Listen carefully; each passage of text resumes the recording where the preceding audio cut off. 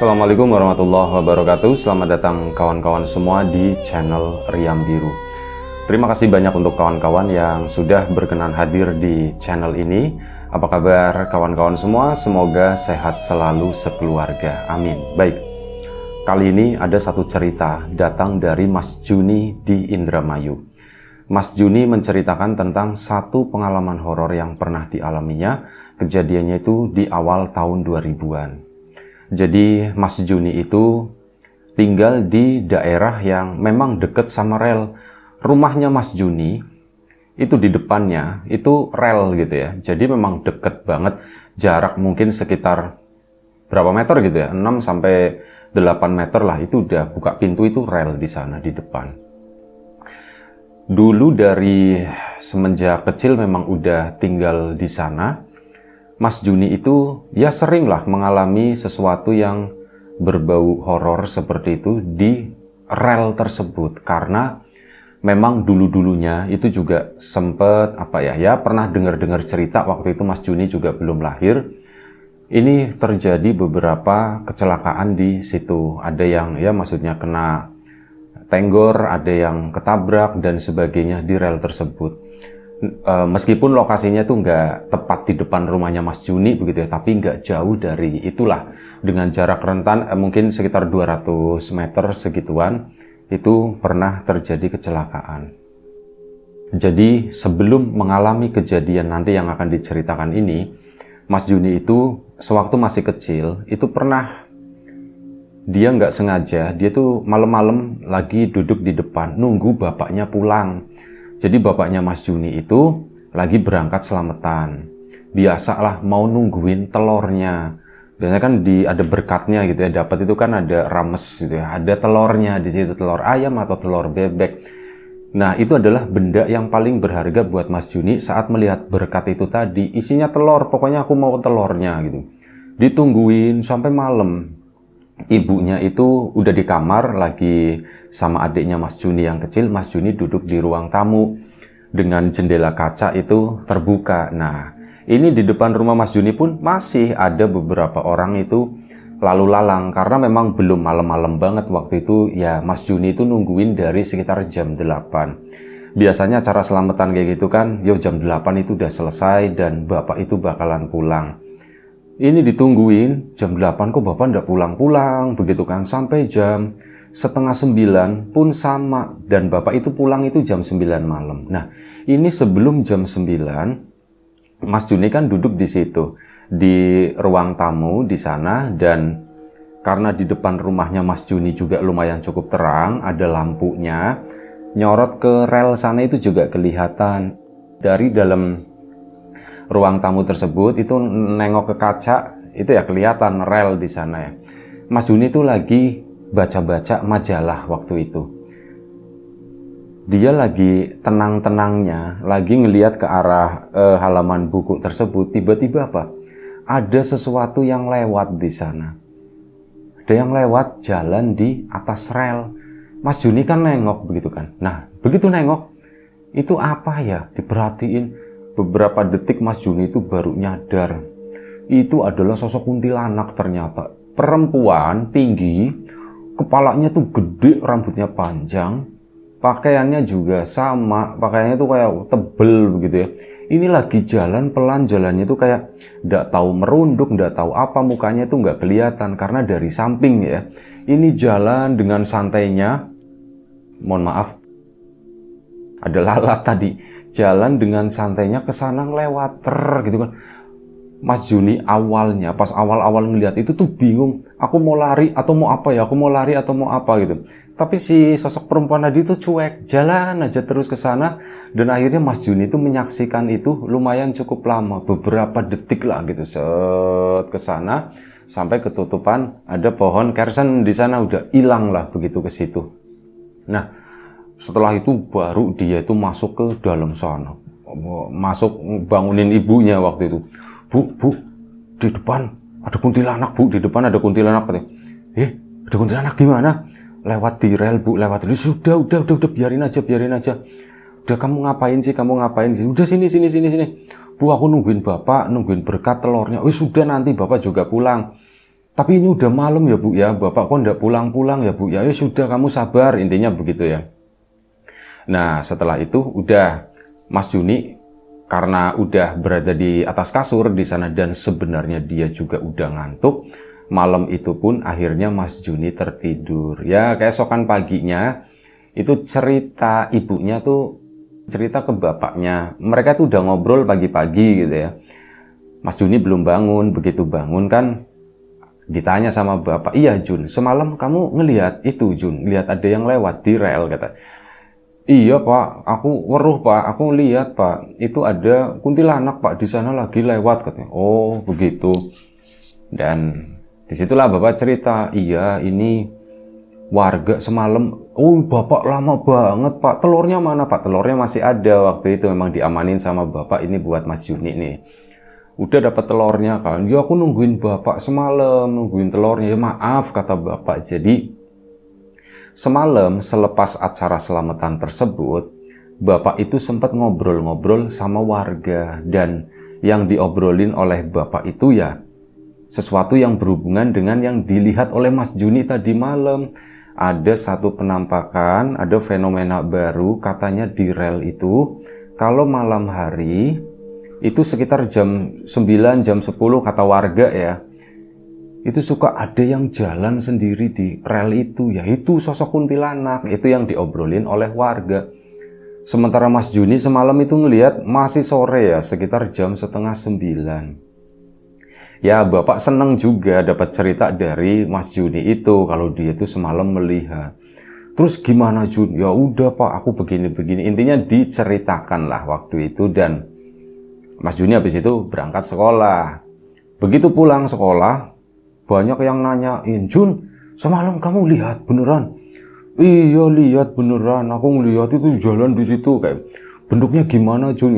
Ini ibu-ibu, bapak-bapak dan yang lain-lain itu jadi ngedengerin Mas Juni cerita. Intinya rame lah waktu itu ya. Tambah nih, kemarin kan santer isu-isu begitu, ditambah cerita dari Mas Juni yang semalam, tambah seru, tambah rame, tambah rame. Tapi memang seiring dengan berjalannya waktu, isu itu sendiri itu udah ya lumayan bertahan cukup lama, sekitar 2 mingguan lah. Nah minggu ketiganya itu udah mulai lupa karena orang udah nggak ngomong-ngomongin lagi dan sebagainya.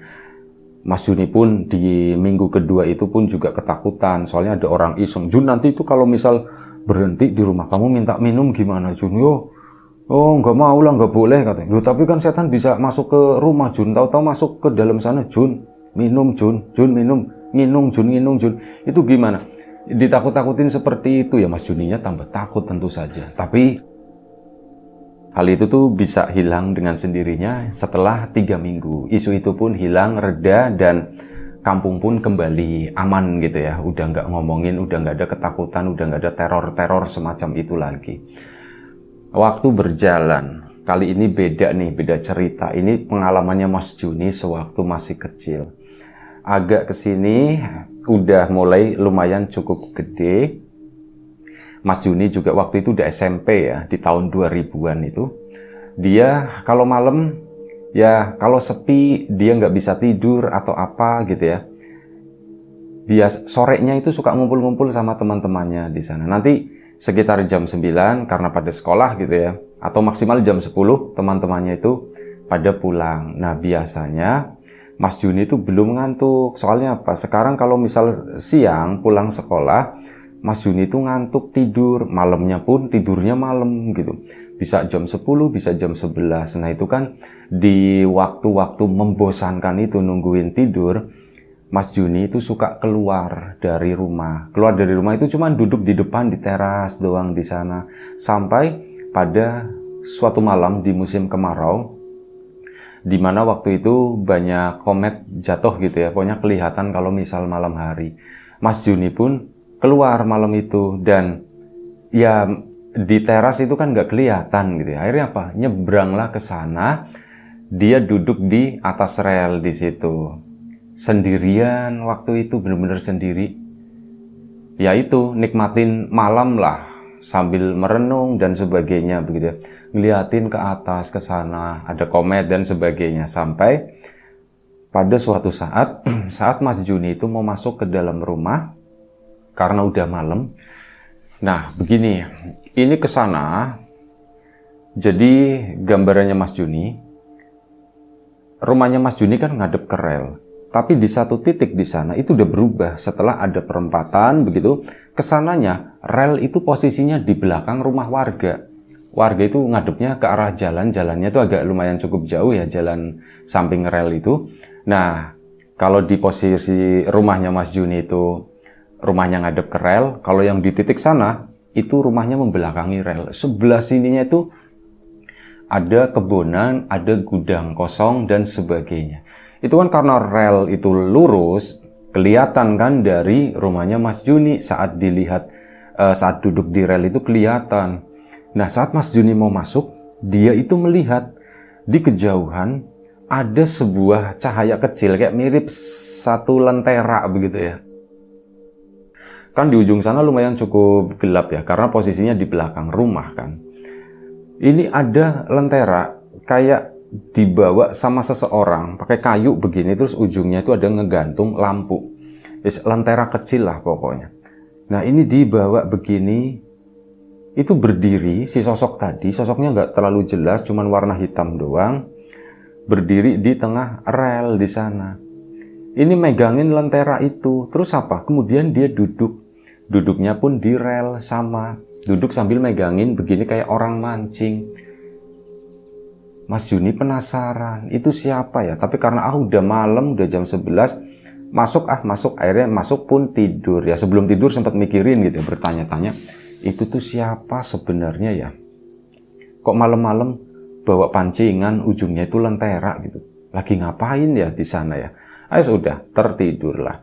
Keesokan harinya seperti itu lagi. Mas Juni itu penasaran, sempat cerita ke temannya, begini-begini semalam aku tuh ngeliat begini. Cuman ya awalnya antusias, cuman kan mereka memang tertib gitu ya. Besok harus sekolah, jadi jam 9 lewat itu mereka itu udah pulang semua. Mas Juni malam itu, aku mau ke sana lagi gitu ya. Aku mau ke sana lagi, tak tungguin gitu kan. Bener aja, jam 10 lewat waktu itu, sosok itu udah keluar. Kemarin itu hampir jam 11, kali ini tuh jam 10, sosok tadi keluar. Yang kemarin bawa lentera, yang kemarin bawa lentera. Ini nyebrang masuk ke area rel di situ, sama masih kelihatannya tuh hitam doang sama lampu kecil itu ya. Itu terlihat seperti ngadepnya itu ke sini, kayak lagi jalan di tengah rel mendekat ke arahnya Mas Juni. Mas Juni pun nungguin terus, itu siapa ya? Oh, jangan-jangan petugas rel, ada namanya Pak Martono. Cuman Pak Martono kan bawanya senter, bukan lampu minyak begitu.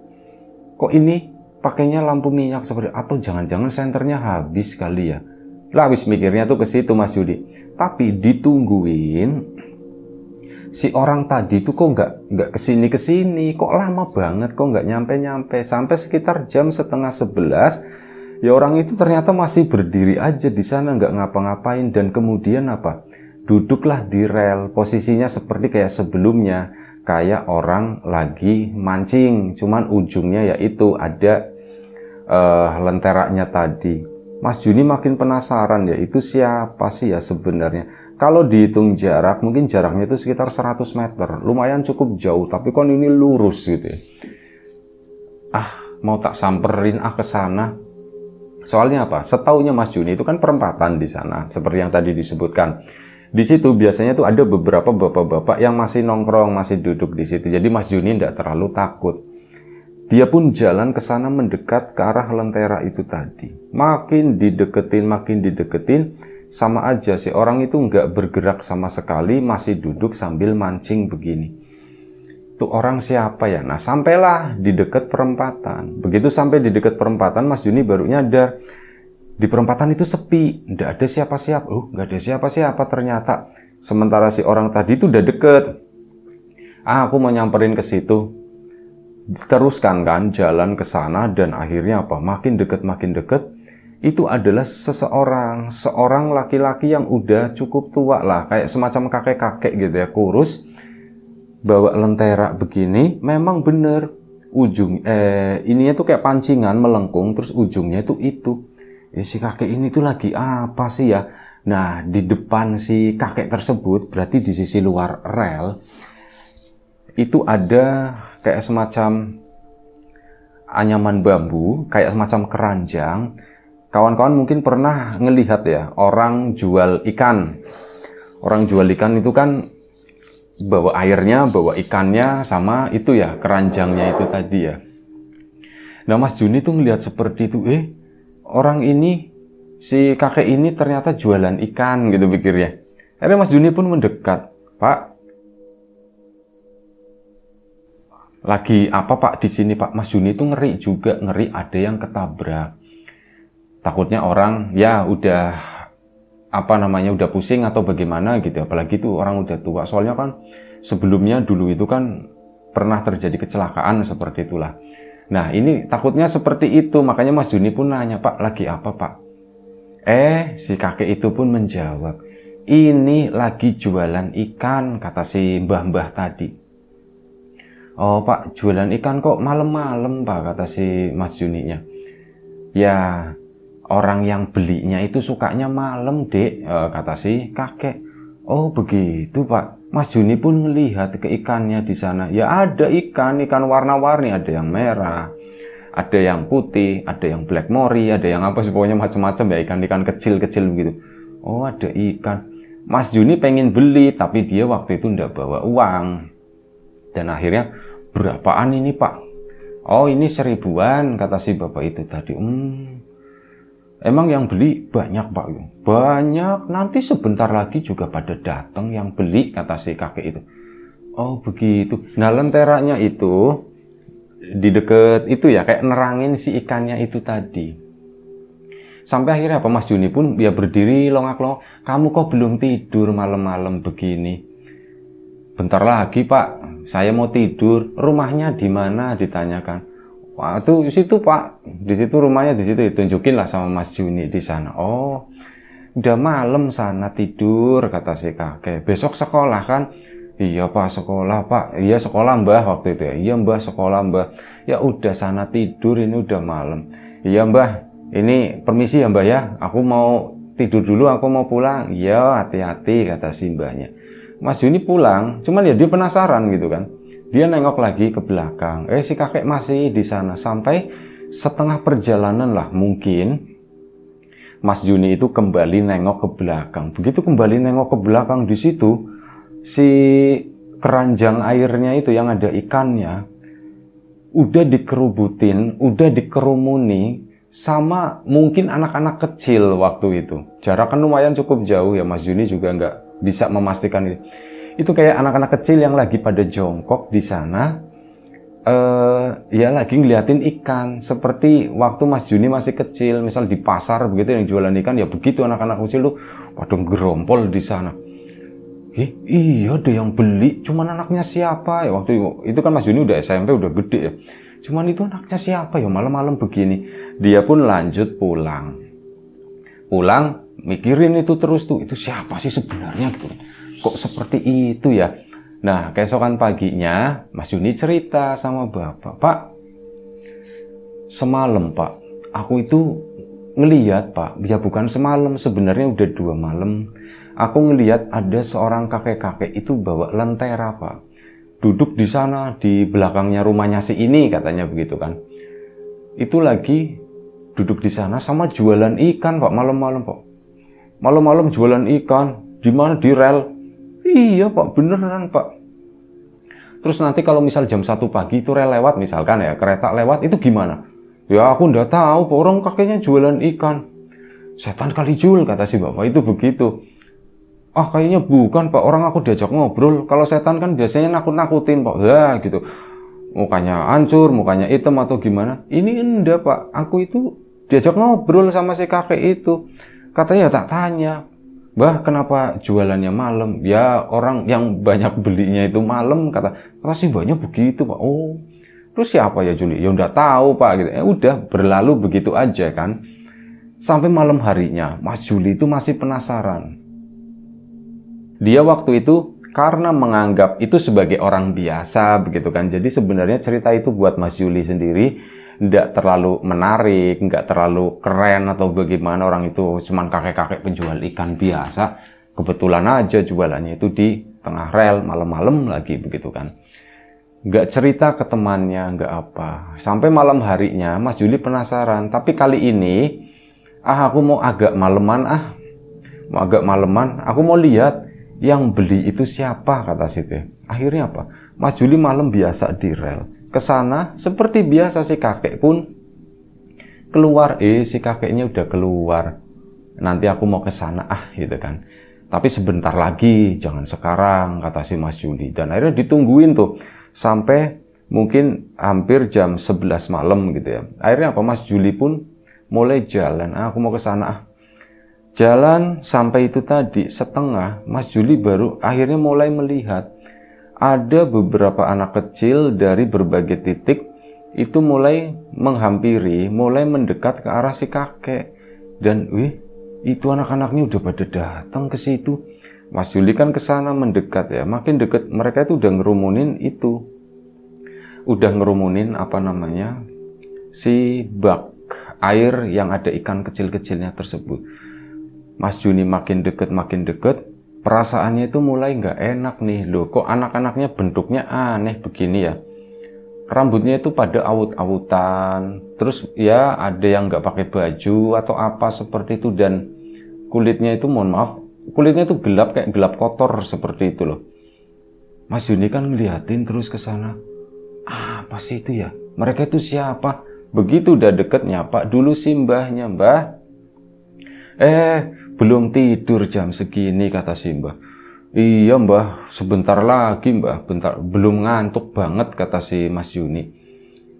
Mbah, di situ kan baru ngeliatin si Mas Juni, baru ngomong, mbah, rame mbah, maksudnya itu mau nanya begitu. Diperhatikan, kan ini ada lentera ya di situ. Nah, di situlah Mas Juni ngelihat anak-anak itu, namanya anak-anak ya, ada ikan, ada air ya, maunya ngobok-ngobok begitu kan. Itu beberapa dari mereka tuh ngobok-ngobok, dan Mas Juni merhatiin, jadi jarinya katanya itu cuman 2 begini, cuman kayak ada jempol sama telunjuk, habis ini jari-jarinya itu enggak ada semuanya itu begitu kayak capit, kata Mas Juni itu kayak capit gitu kan, itu kayak gitu mau nangkepin ikan kecil-kecilnya di sana. Mas Juni ngeliatin, mbah, kok itu mbah, tangannya kenapa ya mbah ya? Ini anaknya siapa ya mbah ya? Katanya begitu kan. Ditanya sama Mas Juni. Si mbahnya pun cuman ketawa doang waktu itu. Ya wis, ndak apa-apa, wis biarin seperti itu, katanya. Kata si mbahnya itu cuman jawab kayak gitu, dan Mas Juni pun diem begitu kan, merhatiin itu. Ini anak orang atau setan ya? Jangan-jangan ya, pikirnya Mas Juni. Akhirnya apa? Mulai merhatiin tuh secara detail si mbahnya tadi. Begitu diperhatikan gitu, kata Mas Juni, ada sesuatu yang aneh di matanya Mas Juni, di mata si kakek tersebut. Jadi matanya ternyata itu nonjol, karena dia pakai topi ya, sorry di awal nggak disebut, dia pakai topi, matanya tuh nonjol keluar. Kalau kata Mas Juni, mirip kayak matanya bekicot. Iya ya, matanya bekicot itu begitu ya, Gary-nya SpongeBob. Nah, matanya tuh kayak gitu, cuman nggak sepanjang itu, kata si ini. Dan akhirnya apa? Tadi namanya siapa ya? Mas Dery ya? Siapa sih, lupa ya, pokoknya tokonya Mas Dery lah. Ini lupa, biasa lupa nama. Oh, Gary kan itu SpongeBob tadi. Ini siapa ya tadi ya? Tak ganti ya namanya ya, Mas Heri aja deh, Mas Heri. Nah, Mas Heri pun itu ngelihat itu, kok mata si kakeknya begitu gitu kan. Nah, dari situ Mas Heri pun langsung balik badan. Begitu balik badan, si mbah itu ngomong, mau kemana, kata si mbah. Ulang mbah gitu ya. Takut ya, kata si mbah gitu. Baru dikasih lihat begini aja itu takut. Nah, udah ngomong seperti itu, Mas Heri pun yakin ini tuh nggak bener. Dia pun nggak lari waktu itu, ngeri jatuh ya, soalnya itu kan batu besi gitu ya, takutnya jatuh fatal begitu. Jadi Mas Heri pun cuman jalan cepat lah waktu itu, dep. Akhirnya sampai di rumah. Begitu sampai di rumah, dilongok ke sana, masih ada si kakek sama itu. Dan mulai malam itu aku nggak mau nengokin itu lagi. Akhirnya apa? Masuk ke dalam, nggak langsung tidur, bangunin bapaknya dulu. Pak, iya kenapa? Pak, aku habis ngeliat setan lagi, Pak. Kamu ngeliat setan apa lagi ya? Yang jualan ikan, yang kakek-kakek yang di sana itu, Pak. Itu bukan orang, Pak, kata si Mas Heri. Lah, bukan orang terus gimana? Lah, diceritain lah, ya, matanya seperti ini, terus yang nontonin ikan itu jarinya tuh kayak jari cepit, kayak kepiting begitu, Pak. Beneran? Iya beneran, Pak. Sumpah, Pak, aku nggak bohong, kata si Mas Herinya. Dan akhirnya Bapak pun, udah lain kali itu kalau kayak gitu nggak usah didatengin. Di situ tuh memang dulu banget.